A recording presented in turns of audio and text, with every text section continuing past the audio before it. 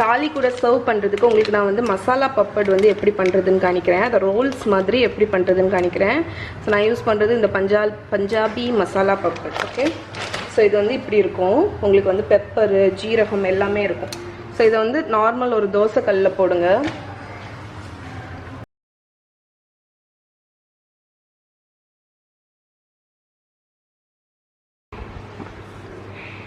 So இப்போ வந்து 2 சைடும் டோஸ்ட் ஆகிடுச்சா, இதை இப்படி பிடிச்சி ரோல் பண்ணிடுங்க. அவ்வளோதான். ஸோ சூடாக இருக்கும். ஓகே, ஸோ ரோல் பண்ணி அப்படியே பிடிச்சிக்கோங்க.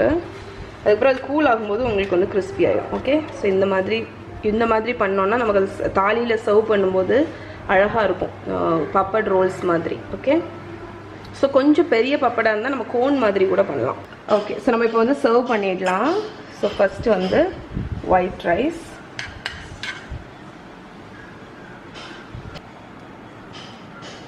நம்மளோட வெஜிடபிள் புலாவ்,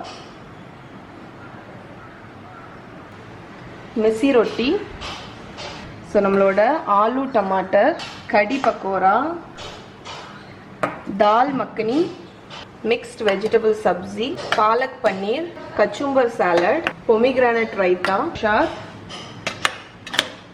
அதுக்கப்புறம் பாப்பட் ரோல்ஸு. ஸோ இப்போ ஃபைனலாக நம்மளோட ஸ்வீட் லஸ்ஸியை வந்து ஊற்றிடலாம்.